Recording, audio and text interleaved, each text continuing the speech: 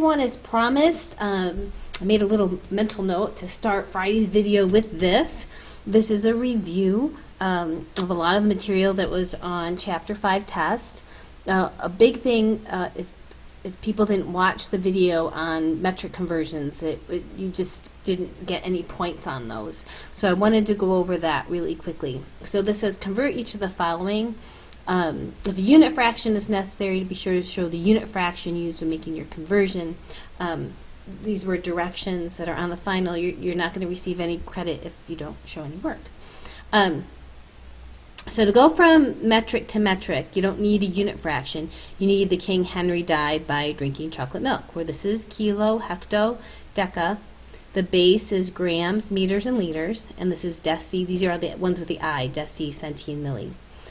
So if you're going with 10 kilometers and you want to go to meters, this is your start. So this is start, and then 1, 2, 3. So you want to go 3 to the right.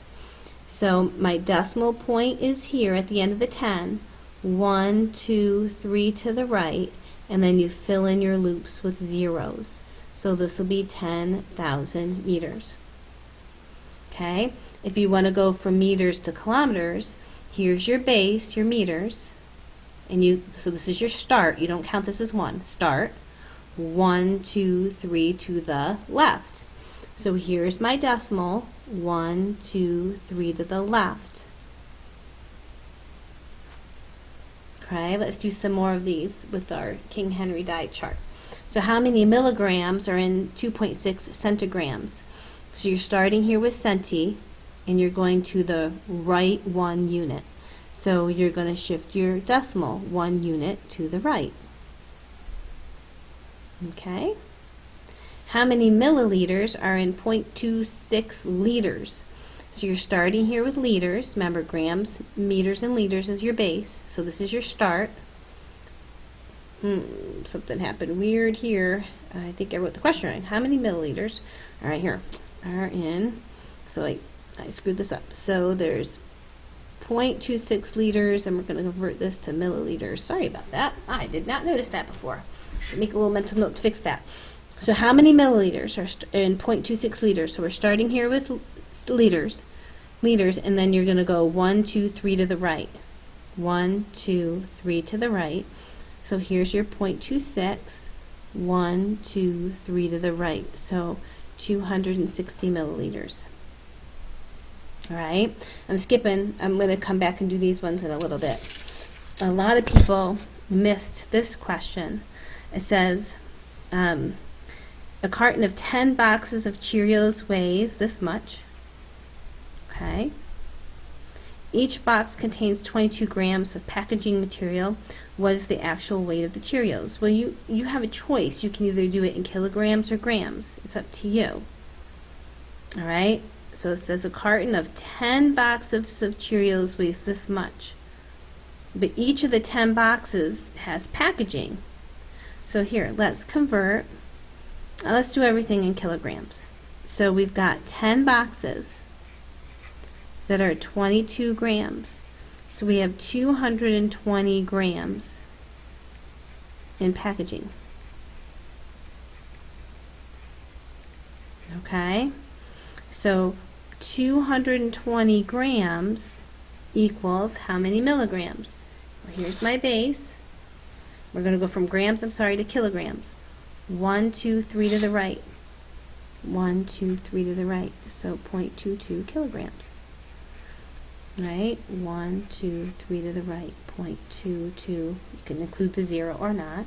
So this is how much is in packaging. So they want to know the actual weight of the Cheerios. Well, 4.997, and then minus the 0.22 in packaging. Okay, so there's actual 4.777 kilograms of Cheerios. And then this is off of my math lab. So if we have milligrams and we want to go to centigrams, we shift the decimal 1 place to the left.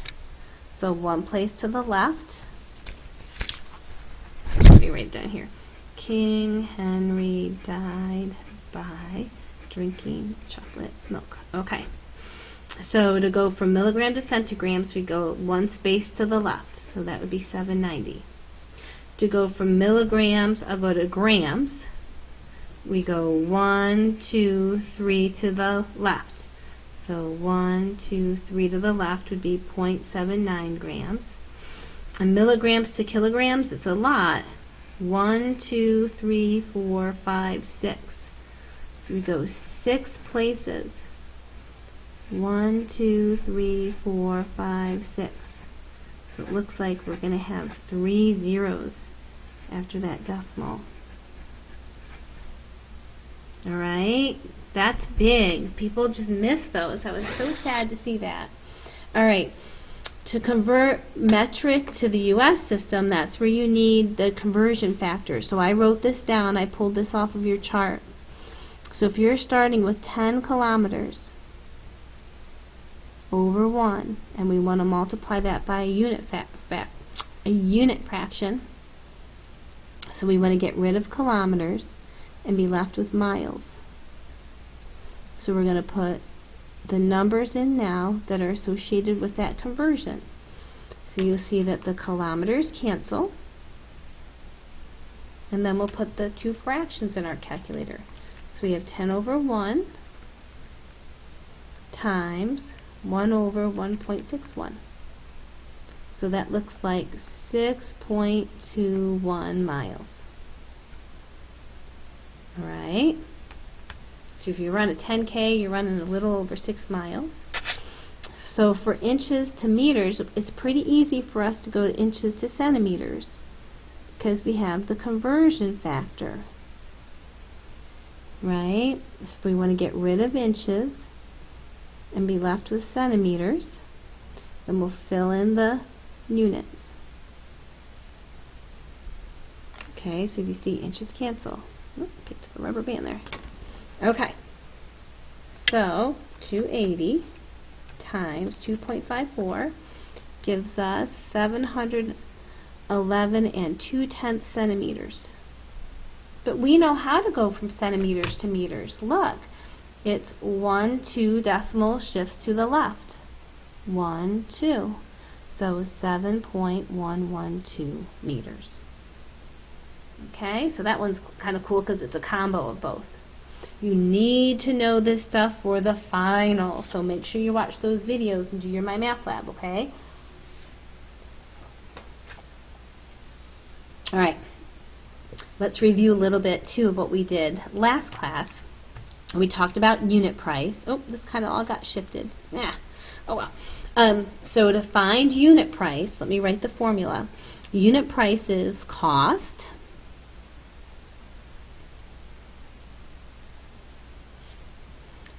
in dollars all over the amount purchased. Okay, so for these Frosted Flakes, we're paying $2.98 for a 13.5 ounce box.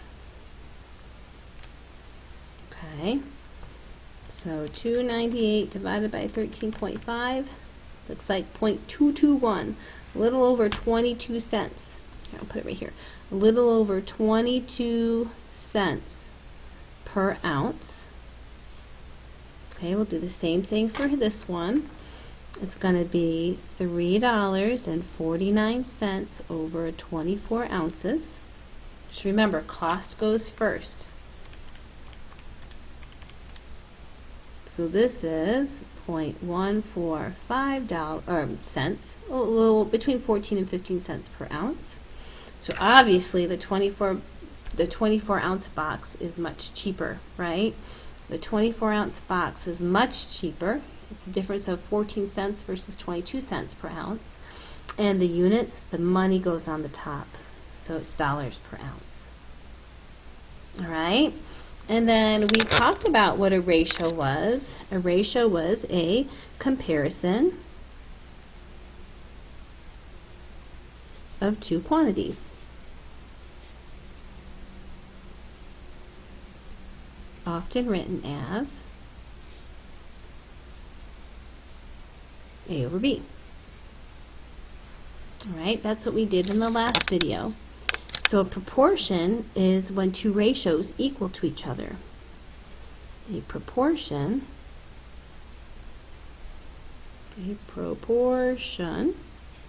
is when two ratios equal each other.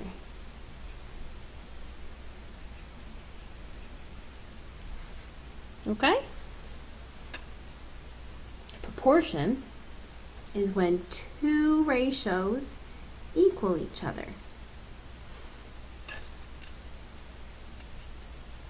So let's look at some examples. Are you ready? Let's look at some examples. So you're going to notice it's going to have a fraction equaling a fraction. So if 3 notebooks cost $4, so this is $4 right here for these notebooks, wouldn't it make sense that 15 notebooks would be $20? Right? This is 15, be 4 times 5. So that's a proportion, right? If you're traveling 60 miles in 1 hour, wouldn't it make sense that you'd be going 180 miles in 3 hours? Right? Yeah. So to determine if two ratios are equal or if you have a proportion, you just need to track the cross products. So if A times D equals B times C, then you have a proportion. So let's check. 4 times 15 is 60. 20 times 3 is 60. So that makes sense. 60 times 3 is 180. 1 times 180 is 180. So that makes sense that those are proportions. So is this a proportion? Is 2 times 6 equal 3 times 4? Yeah, 12 equals 12. So that's cool. Is 4.1 times 5 equal to 7 times 2.9? That I'm not sure. So let's do it. 4.1 times 5. I got 20.5 for that direction. 7 times 2.9. Oh, it's close, but not right on the money. So no, right? In order for it to be a true proportion, the cross products have to equal one another. And those products, cross products, are not equal. All right, so a big thing with proportions is they're going to ask you to solve for a missing value to make the proportion true. And you just think cross products. So if this is a true proportion, then 3 times 20 should equal 5 times x. All right, so 3 times 20, that gives us 60, and that equals 5x. So what do we do to undo the multiplication between the 5 and the x? Right, we would just divide. So x is equal to 60 divided by 5. Right, so that's not so bad. So x would equal 12. Let's try another one. And then I'm going to have you stop the video and try some on your own. So this would be 2.4 times w, that's that direction, equals 3.6 times 3. That's that direction.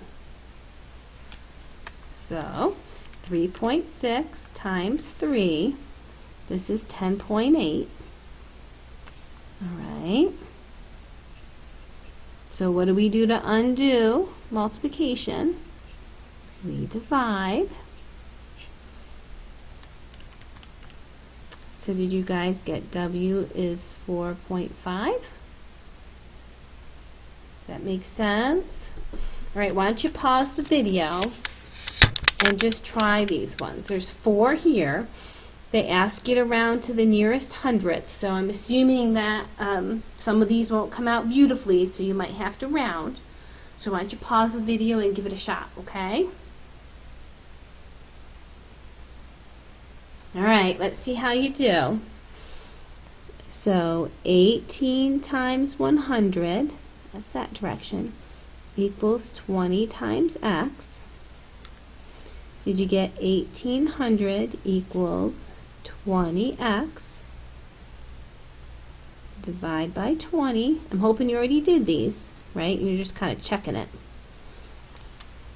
Okay, so 1800 divided by 20. Did you guys get 90 for that?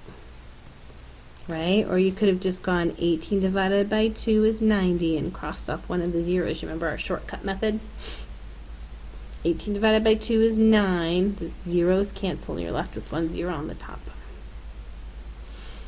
All right, how about this one? So 2n equals 56. 7 times 8 is 56, and then 2n. If we divide both sides by 2, did you guys get 20? 28. 28. Okay, I wonder if these ones require the rounding. So 4 times 5 equals 14 times x. So 20 equals 14x. And if we divide both sides by 14, I would think you'd want to leave it as a fraction, but my math lab asked us to round it to 2 decimals. That's the nearest hundredth. So about 1.43. Okay, that's the rounded value.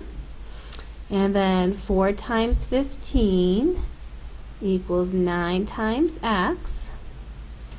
So 4 times 15 is 90, or 60, divided by 9, right? Undo the multiplication, we'll divide. So 6.67.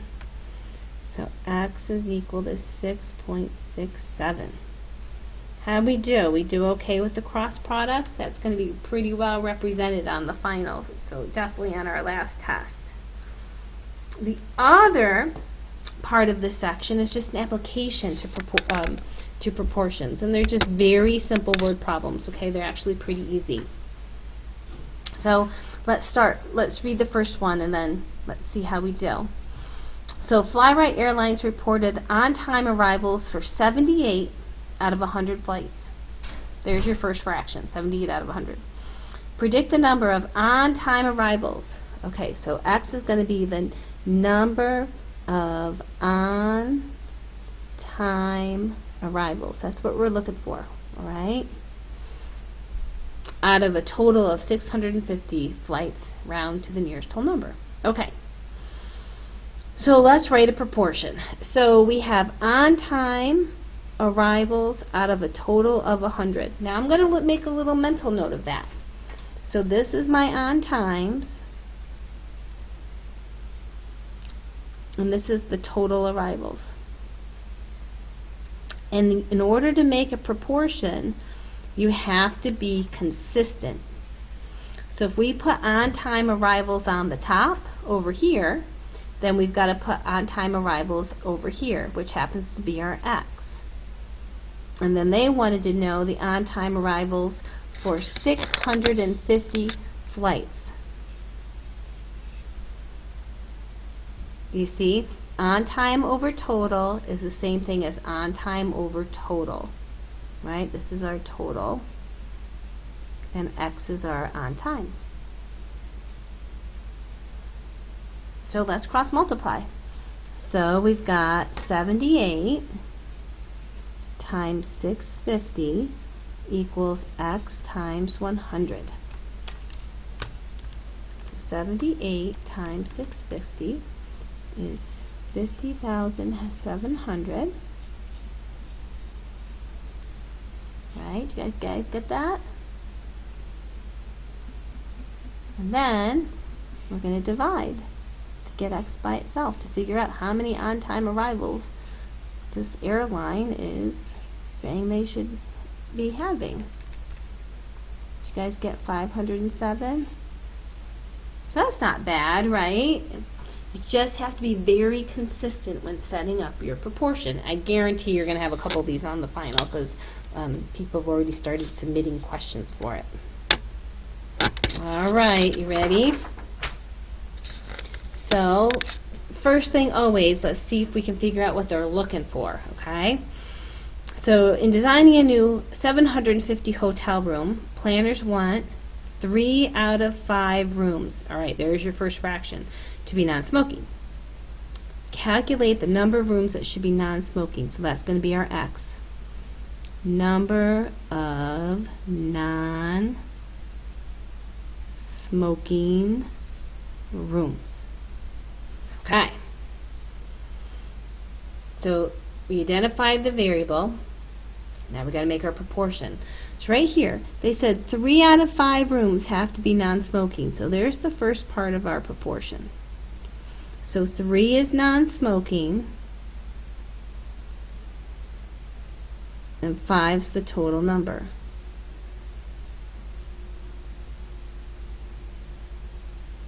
All right.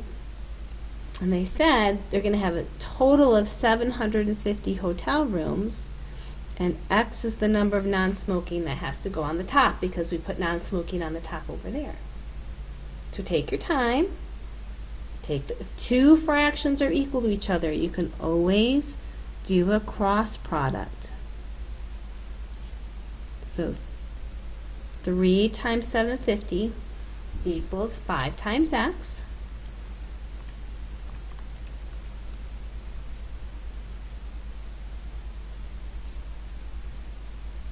And then we'll divide by 5. Did you guys get X to be 450 rooms? Non-smoking rooms. Okay. All right, let's do one more together, and then I'm going to see how you guys do just trying a couple on your own, okay? We'll do one more together, and I'll have you try some on your own. So, a tree casts a shadow that's 10 feet long. Matilda is standing next to the tree. Her height is 5 feet, and her shadow is 2 feet long. Okay, how tall is the tree? So X equals height of tree. All right, do you see you have a Matilda fraction in there? So Matilda says her height is 5 feet, and her shadow is 2 feet. All right, so let's label it. This is her height, and this is her shadow. We just have to make sure we're consistent. So when we make this fraction, we've got to make sure we put the shadow on the bottom, and we have to put the height on the top. So X is what we're looking for. I don't know why every time it just happens to be in the top. It doesn't. Oh, the X doesn't always have to be upstairs, but X is the height of the tree, and the shadow of the tree is 10. So let's cross multiply. 5 times 10 equals 2 times X. 5 times 10 is 2 times X. So we'll get 50 equals 2X. And when we divide both sides by 2, did you guys get 25 feet? How are we doing? We doing okay? All right, why don't you try these 2 on your own? Let's just see how you do. Pause the video and see how you do on these 2. Give it a pause.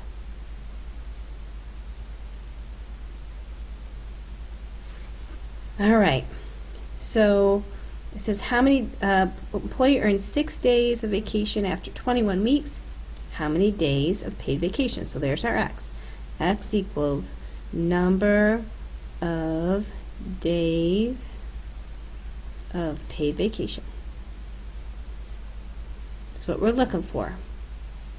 All right, here's our first fraction. You get 6 days of paid vacation for 21 weeks. So now, when I set up my other fraction, I want days on the top, that's my unknown, and we're going to work 49 weeks. Days is to weeks as days is to weeks. So cross multiply. 6 times 49 equals x times 21. So we have 294 equals 21x. Divide both sides by 21. Did you guys get 14 days of vacation? Is that okay? 4 limes sell for 76 cents. How much does 6 limes cost? Okay, so x equals cost of limes. That's what we're looking for. So here's our first fraction. So 4 limes cost 76 cents. Oh, finally, we get one where we don't have the x on the top. So how much will 6 limes cost? So limes goes on the top, limes over cost, limes over cost. It doesn't matter that the x is in the bottom. We're going to do the same thing we always do. 4 times x equals 6 times 76 cents. So 6 times 76, that can be right. 6 times 76 is $4.56. And then to get x by itself, we're going to divide both sides by 4. So did you guys get the limes would cost $1.14? Knew it was going to be more than 76 cents, right? Because that's 4 limes is 76 cents. So it makes sense that it's a little bit more than 76 cents. Okay? All right. Got 2 more to go, and then we'll just talk about some proportions that I was just searching around for, and I found some cool examples of some proportions. All right. 30 teenagers eat 72 slices of pizza. How many slices? So x equals number of slices if you're going to feed 120 teenagers. All right, so here's my first fraction. 30, and I'll put teens, so remember that that's the number of teens, over 72 slices. So when we make our next fraction, I need teens on the top, slices on the bottom. So 120 teens is to x slices. Do you see how we're consistent? Teens goes to teens, slices goes to slices. So go ahead, cross multiply. See what you get.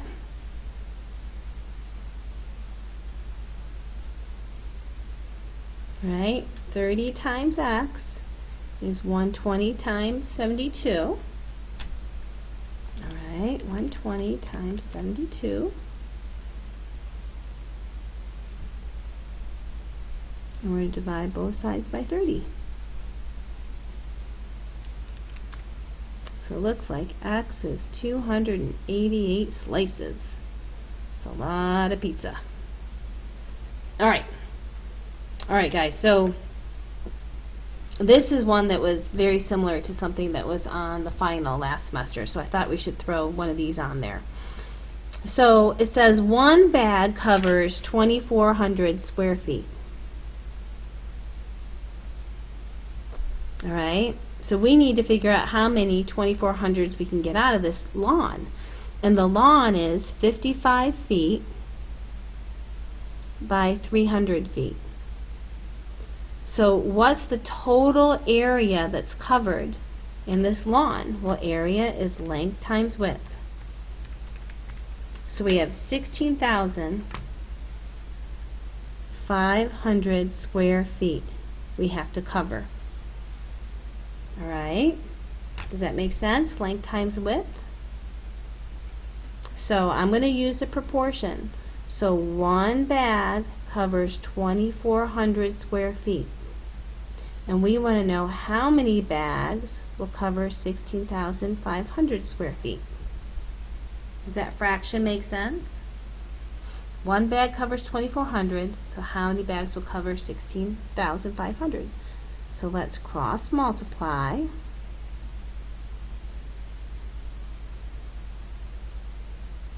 And then we'll kind of understand the answer.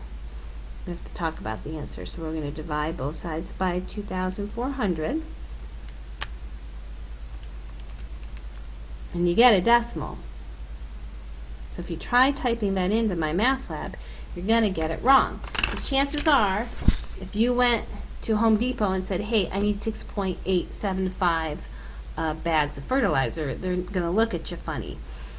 So you need to round up to the nearest whole bag so you don't get a weird look. Okay? So you would say, hey, I need 7 bags of fertilizer. So just some things where I've seen ratios and rates online or in the news. This was something that I came across, and it said the student to faculty ratio. This was a little piece online, is 24:1. So there's 24 students to 1 faculty. And they said that there are 4,929 students. They didn't say how many faculty, but we should be able to figure it out if we take the cross product, right? So 24x equals 1 times 4,929.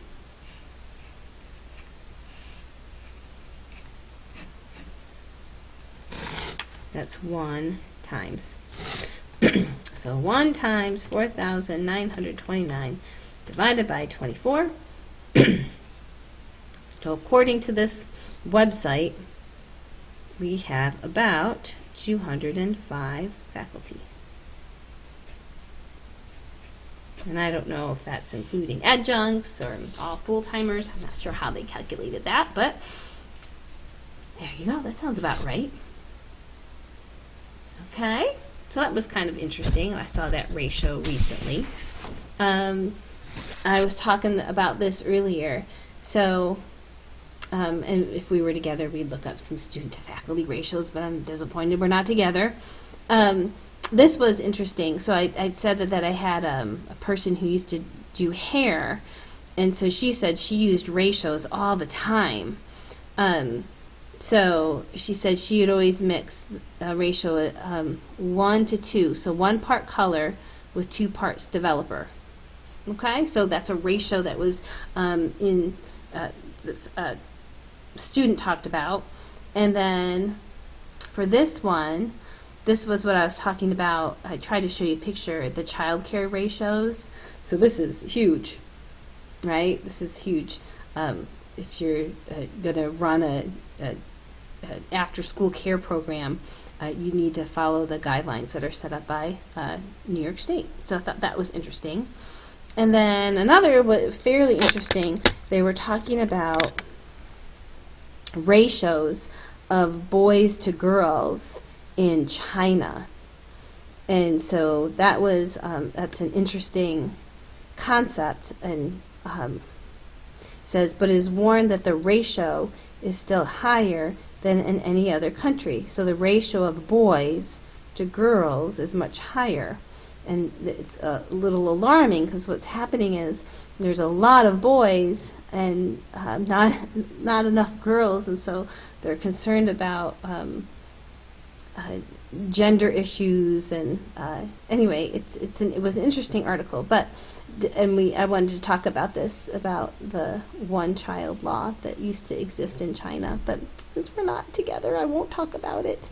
But it was just an interesting ratio that they were talking about in the news. All right, so I'm going to just go through the next section. It's super short, but it's really a continuation, and it's just maps. It's just solving some map problems using ratios, which is another interesting way to mess with conversions. So I thought, oh, we'll just wrap both these sections up because there's really nothing new in this section, okay? So it's just another way to mess around with conversions. So it says on a Chamber of Commerce of map of Abita Springs, 5 miles corresponds to 2 inches. So right here. It's hard to see this little key, but 2 inches, so that must be an inch. Hard for me to read it, but anyway, it says 2 inches equals 5 miles. So this is a conversion that they have. So how many miles corresponds to 7 inches? So 5 miles corresponds to 2 inches. All right, so 5 miles corresponds to 2 inches on the map. So every time we go 2 inches, we know it's 5 miles. So then they want to know how many miles, that would be my x, corresponds to 7 inches.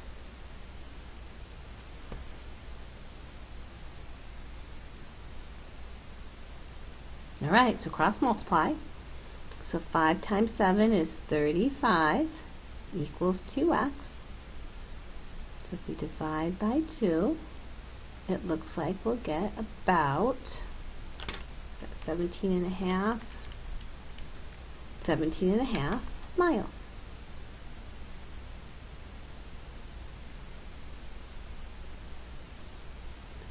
So they're going to use proportions when determining a lot of map problems. They would like you to solve these with proportions.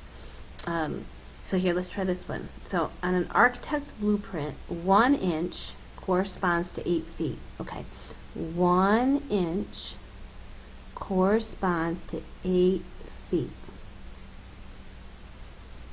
So this, find the length of the wall represented by a line that's 2 7/8 inches. So inches to feet, as inches is to feet.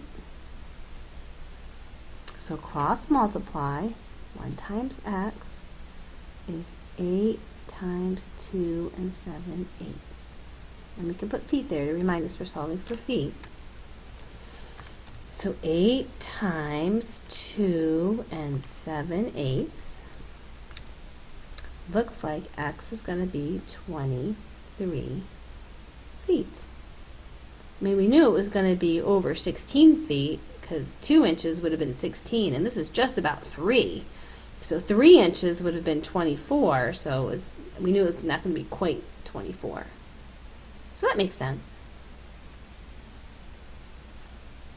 All right, so here we have this cool map, and it says that 1 centimeter corresponds to 30 kilometers. Okay, and so they said find the distance between 2 cities that are 15 centimeters apart on the map. So how far apart are the cities in kilometers? Does that make sense? So 1 centimeter is 30 kilometers. So we have 15 centimeters is going to be how many kilometers? So we cross multiply. So 1 times x equals 30 times 15. So x is equal to 30 times 15, 450 kilometers. So this is a cool way to be able to do some unit conversions. It's just setting up for proportions. There's nothing too difficult. So it says, how far apart are these cities in miles? So here, I'm going to do this again. So we can set up a proportion to do this if you want. So we've got 450 kilometers is x miles. I don't know how many miles it is. As to 1.16 kilometers is to 1 mile. So you can also use these unit fractions when you're setting up proportions. Kilometers is to miles as kilometers is to miles. So cross multiply.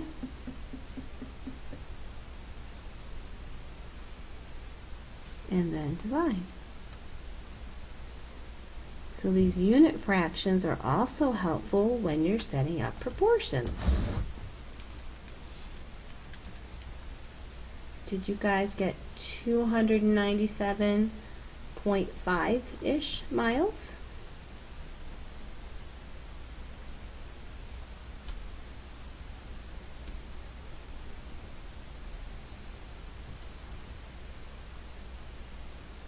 Okay, let's try another one. So it says on the same map, a small Italian village is located 0.4 centimeters from the Mediterranean Sea. Okay, so let's go back to our map. 1 centimeter is 30 kilometers. Okay, so 1 centimeter is 30 kilometers. So they want to know how many kilometers is 0.4 centimeters. So we know it's going to be less than half, right? So if we cross multiply, 1 times x is x equals 30 times 0.4. Did you guys get 12? So x is equal to 12 kilometers. And again, now they're asking us, okay, so, because a lot of us don't understand kilometers, me being one of them. So how many miles is that? Like, can I walk that? So let's use this conversion factor that I have up here. Okay. All right. So 1 mile is 1.61 kilometers. All right. So we have 12 kilometers is to x miles as 1.61 kilometers is to 1 mile, right? Kilometers is to miles as kilometers is to miles. So we'll cross multiply. So 12 times 1 equals 1.61x. Let's divide. Okay, so 12 divided by 1.61 looks like 7.45-ish miles. 7.45. So 7.45 miles. I don't know if I would want to walk that or not. That sounds like a pretty far walk. All right, so I just felt like that was just an easy extension. It was just some more word problems with proportions. All right, guys, I hope you have a great weekend. Let me know if you have any questions. Your last, oh wow, woohoo! Your last one is due on Monday. So it's up and running on Blackboard. It's your last one. Congratulations, you guys did it. And let me know if you have any questions. All right, take care. Have a great weekend.